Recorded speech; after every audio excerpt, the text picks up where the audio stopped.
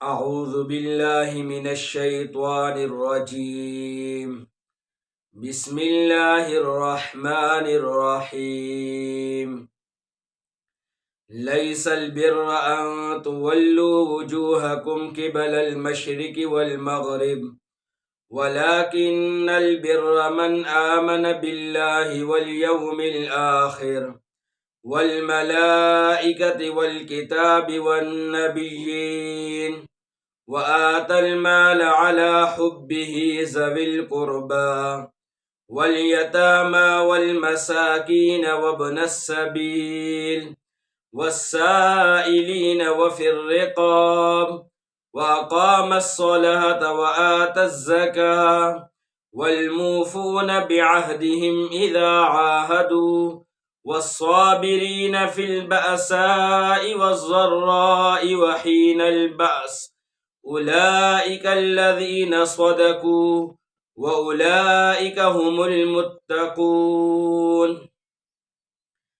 لیس البر، نیکی یہ نہیں، ان تولو، یہ کہ آپ پھیرو، وجوہکم، اپنے چہروں کو، قبل المشرق، مشرق کی جانب، والمغرب، اور مغرب کی جانب، ولیکن البر، اور لیکن نیکی یہ ہے، من آمن باللہ، جو ایمان لایا اللہ پر، والیوم الآخر، اور آخرت کے دن پر، والملائکۃ، اور فرشتوں پر، والکتاب، اور کتابوں پر، والنبیین، اور نبیوں پر، وآت المال علی حبہ، اور دے مال، علی حبہ، اللہ کی محبت کی بیس پر، یا دوسرا ترجمہ ہے وآت المال، اور دے مال، علی حبہ، مال سے محبت کرنے کے باوجود، ذوی القربى، رشتہ داروں کو، والیتامى، اور یتیموں کو، والمساکین، اور مسکینوں کو، وابن السبیل، اور مسافروں کو، والسائلین، اور مانگنے والوں کو، وفی الرقاب، اور گردنیں آزاد کرانے والوں کو، واقام الصلاۃ، اور قائم کرے نماز کو، وآت الزکاۃ، اور دے زکاۃ، والموفون بعہدہم، اور پورا کرے اپنے وعدے کو، اذا عاہدوا، جب وہ وعدہ کرے، والصابرین فی البأساء، اور صبر کرے، فی البأساء، سختی میں، والضراء، اور تکلیف میں، وحین البأس، اور لڑائی کے وقت، اولئک الذین صدقوا، یہی لوگ ہیں سچے، واولئک هم المتقون، اور یہی لوگ ہیں پرہیزگار۔ لیس البر، یہ سورۃ البقرہ کی آیت نمبر 177 ہے، اور یہ ایک عجیب آیت ہے۔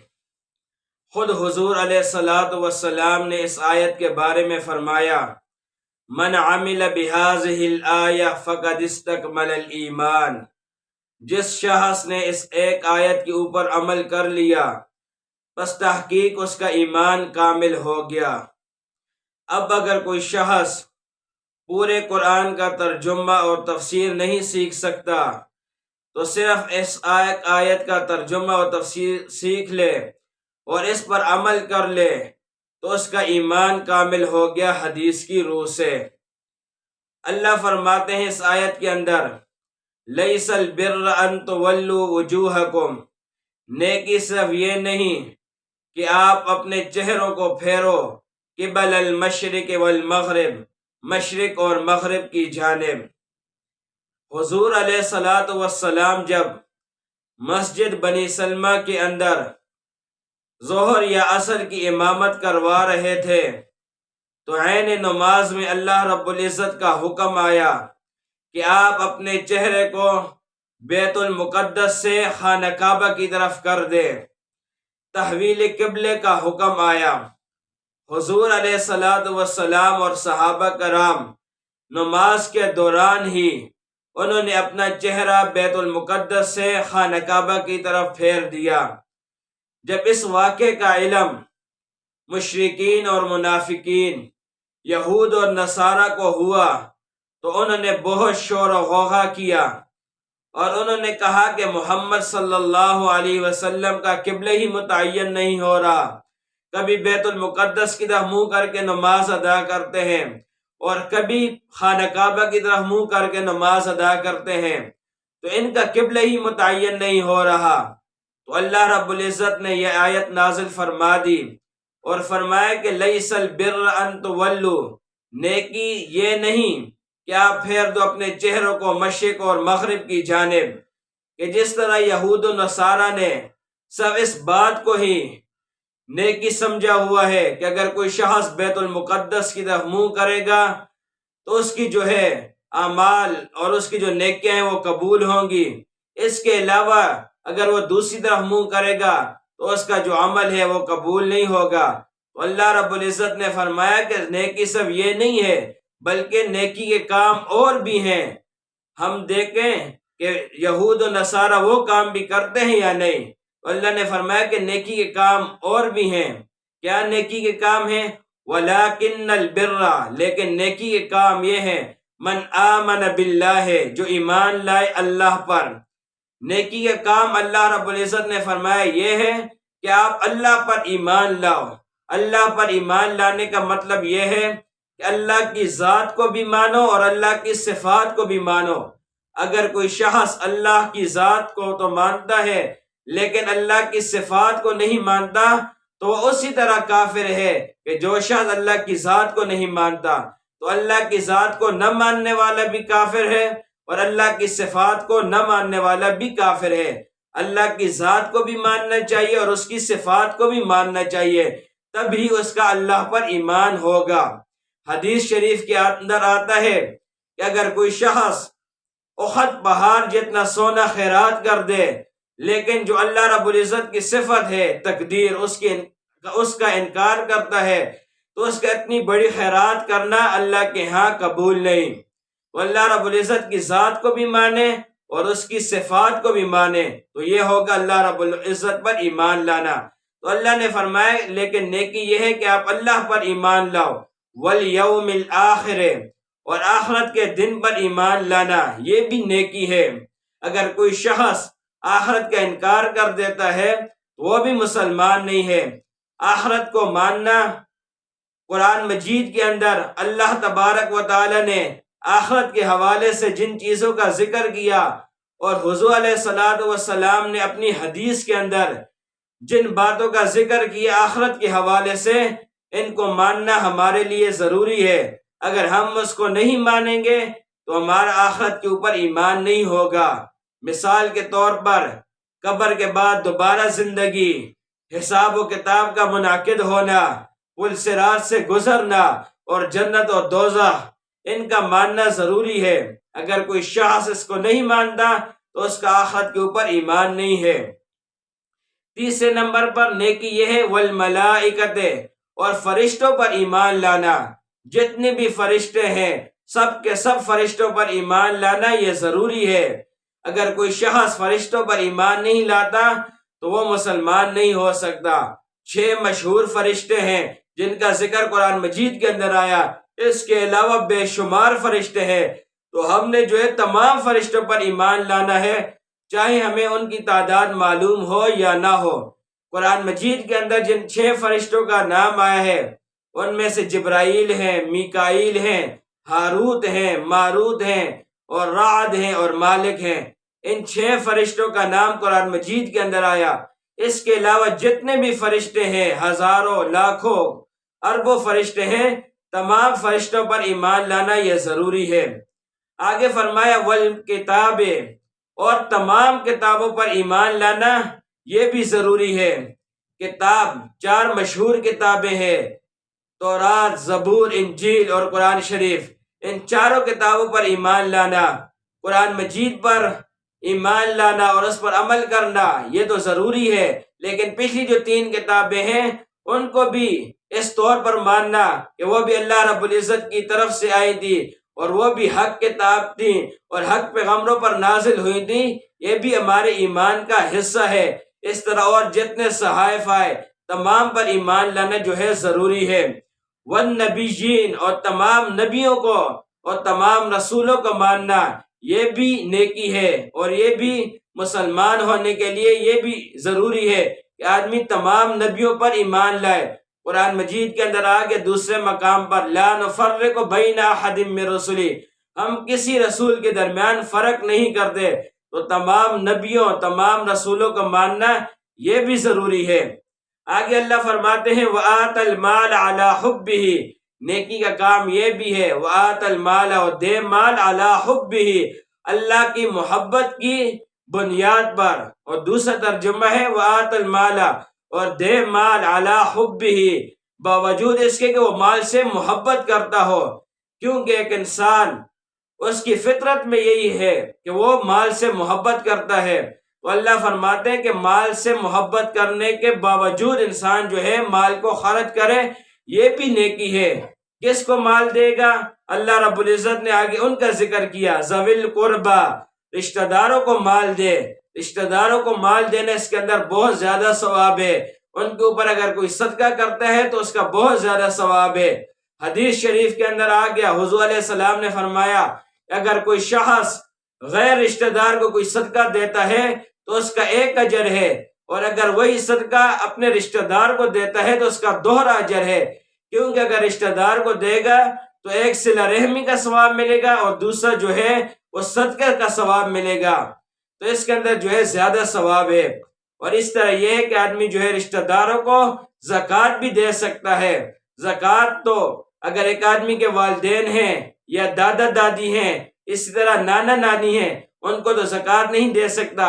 اس طرح ایک آدمی کا بیٹا ہے، بیٹی ہے، یا بیٹے کی اولاد ہے یا بیٹی کی اولاد ہے، ان کو زکوٰۃ نہیں دے سکتا اگرچہ غریب ہوں۔ تو انسان اپنے اصول کو اور اپنے فروع کو، انسان کے جو اوپر ہیں والدین ہیں، دادا دادی، نانا نانی، ان کو نہیں دے سکتا، اور انسان کے جو فروع ہیں بیٹا بیٹی، ان کی اولاد، ان کو زکوٰۃ نہیں دے سکتا اگرچہ وہ غریب ہو۔ اس کے علاوہ جتنے بھی رشتہ دار ہیں، چاچا ہے، ماما ہے، بہن ہے، بھائی ہے، خالہ ہے، پھپھی ہے، ان سب کو زکوٰۃ دے سکتا ہے اگر وہ غریب ہوں۔ تو رشتہ داروں کو مال دے، اگر وہ جو ہے غریب ہوں تو ان کے اوپر زکوٰۃ بھی لگتی ہے، اور اگر غریب نہیں تو ویسے ان کو اگر پیسے دیتا ہے تو اس کے اندر بھی بہت زیادہ ثواب ہے۔ اور ایک حدیث کے اندر آ گیا کہ حضور علیہ السلام نے فرمایا کہ اگر ایک شخص کے پاس مال آ جائے تو اس کے لیے لازم ہے کہ سب سے پہلے اپنے اوپر خرچ کرے، اس کے بعد اپنے اہل و عیال پر، اور اس کے بعد اپنے رشتہ داروں پر، اور پھر اس خرچ کرنے کا دائرہ جو ہے اس کو وسیع کرتا چلا جائے۔ تو رشتہ داروں کو صدقہ دینا اس کا بھی بہت زیادہ ثواب ہے۔ آگے فرمایا والیتامی، اور نیکی کا کام یہ ہے کہ آپ یتیموں کو جو ہے مال دو۔ یتیم اسے کہتے ہیں کہ جو نابالغی کی حالت میں ہو اور اس کا والد فوت ہو جائے تو اس کو یتیم کہا جاتا ہے، تو وہ شفقت کے قابل ہوتے ہیں۔ اور دوسری حدیث کے اندر آ گیا کہ اگر کوئی شخص کسی یتیم کے سر پر ہاتھ رکھتا ہے تو اس کے ہاتھ کے نیچے جتنے بال آ جاتے ہیں اس کو اتنا اجر ملتا ہے۔ تو یتیموں کے اوپر شفقت کرنا، ان کو مال دینا، اس کا بھی بہت زیادہ ثواب ہے۔ آگے فرمایا والمساکین، اور نیکی کا کام یہ ہے کہ مسکینوں کو آپ جو ہے مال دو، صدقہ دو۔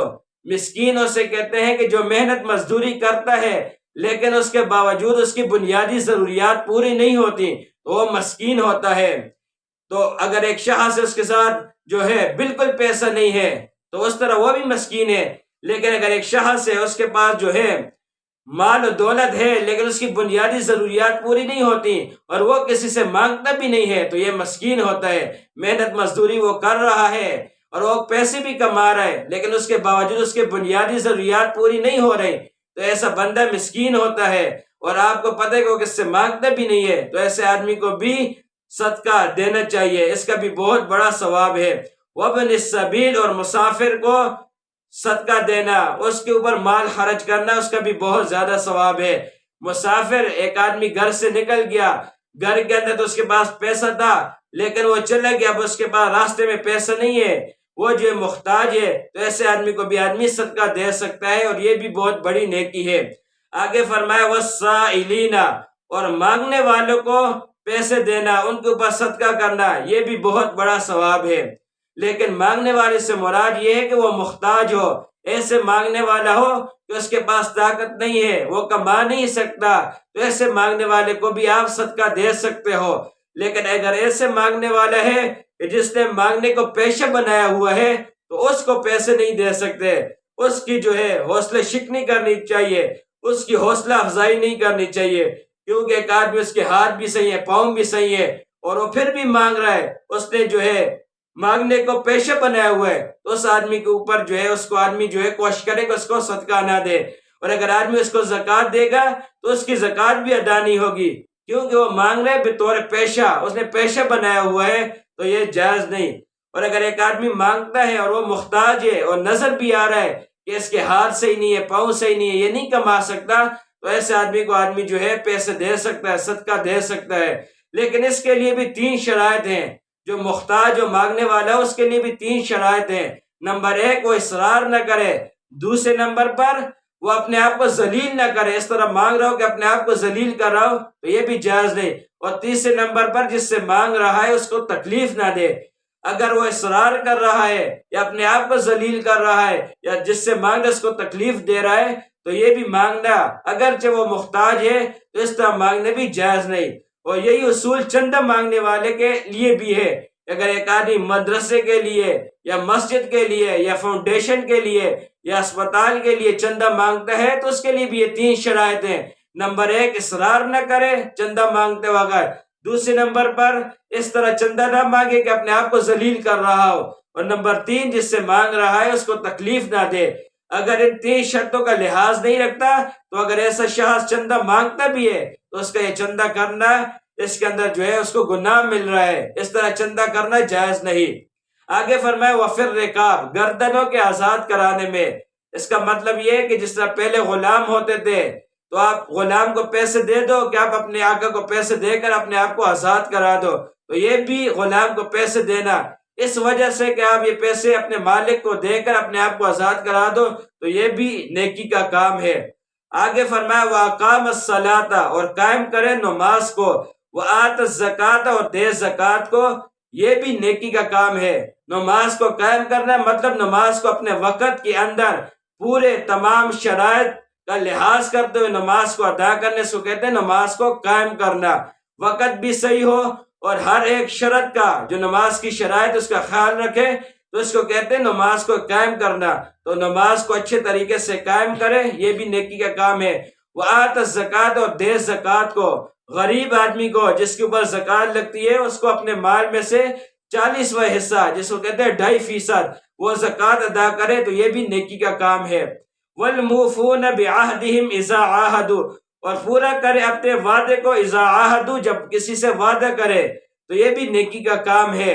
حدیث شریف کے اندر آتا ہے اس شخص کا کوئی ایمان نہیں جو امانتدار نہیں، اور اس شخص کا کوئی دین نہیں جو وعدہ خلافی کرتا ہے، وعدہ کی پاسبانی نہیں کرتا، وعدے کو پورا نہیں کرتا، تو اس کا کوئی دین نہیں۔ حدیث شریف کے اندر آ گیا۔ تو وعدہ کو پورا کرنا یہ بھی بہت بڑی نیکی ہے۔ انسان جب اللہ کے ساتھ وعدہ کرے یا اللہ کی مخلوق کے ساتھ وعدہ کرے تو اس کو پورا کرے، یہ بھی نیکی ہے۔ آگے فرمایا وَالصَّابِرِينَ فِي الْبَأْسَاءِ، اور صبر کرنے والا فی البأساء، سختی میں، والضراء، اور تکلیف میں۔ بأساء کہتے ہیں اس سختی کو جو انسان کو باہر سے لاحق ہوتی ہے، انسان کا مالی نقصان ہو گیا تو اس کو کہتے ہیں بأساء، اور ضراء اس تکلیف کو کہتے ہیں جو انسان کو جسم کے اندر پیدا ہوتی ہے، اس کو کہتے ہیں ضراء۔ تو فی البأساء والضراء کا مطلب ہوگا والصابرین، اور صبر کرے فی البأساء، اس مالی نقصان میں جو انسان کو مالی طور پر پہنچا ہے، والضراء، اور اس بیماری میں جو انسان کو جسم کے اوپر لاحق ہوئی ہے اس کے اندر صبر کرے۔ وحین الباس، اور لڑائی کے وقت صبر کرے، یعنی میدان جہاد میں صبر کرے، اس کو تکلیف پہنچتی ہے کیونکہ لڑائی کے وقت جہاد میں، میدان جہاد کے اندر انسان کا عضو بھی ضائع ہو سکتا ہے، اس کی جان بھی جا سکتی ہے، تو اس کے اندر صبر کرے، یہ بھی نیکی ہے۔ اللہ فرماتے اولئک الذین صدقوا، یہی لوگ سچے ہیں۔ اللہ نے فرمایا کہ یہود و نصارہ نے تو اس مسئلے کو زہر بحث بنایا ہوا ہے کہ مسلمانوں کا تو قبلہ ہی متعین نہیں ہو رہا، کبھی بیت المقدس کی طرف منہ کرتے ہیں اور کبھی خانہ کعبہ کی طرف کرتے ہیں. تو اللہ نے فرمایا کہ آپ نے تو تمام نیکیوں کو اس کے اندر بند کر لیا کہ سارا ثواب اس میں کہ آپ بیت المقدس کی طرف منہ کرو. تو اللہ نے فرمایا کہ یہ تو سب ایک نیکی کا کام ہے اور اللہ کا حکم ہے. اللہ کا حکم تھا کہ آپ بیت المقدس کی طرف منہ کرو تو حضور علیہ السلام اور صحابہ نے اس طرف منہ کیا. اب اللہ کا حکم آ گیا کہ خانہ کعبہ کی طرف منہ کرو تو حضور علیہ السلام اور صحابہ نے اس طرف منہ کر لیا. تو یہ تو نیکی کا ایک کام ہے.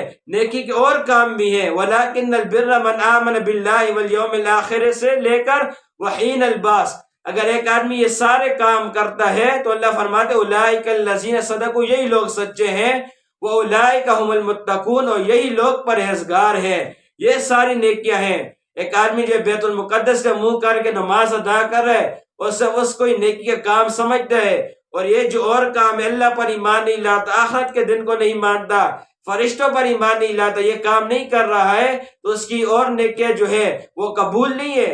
آپ دیکھو کہ یہ بھی کام آپ کرتے ہو یا نہیں.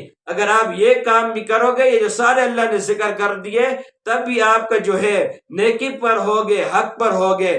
اللہ نے فرمایا ان تمام نیکیوں کا ذکر کرنے کے بعد کہ جو یہ نیکیاں کرتا ہے اولئک الذین صدقوا، یہی لوگ سچے ہیں. وَأُولَئِكَ هُمُ الْمُتَّقُونَ، اور یہی لوگ پرہیزگار ہیں. وآخر دعوانا الحمدللہ رب العالمین.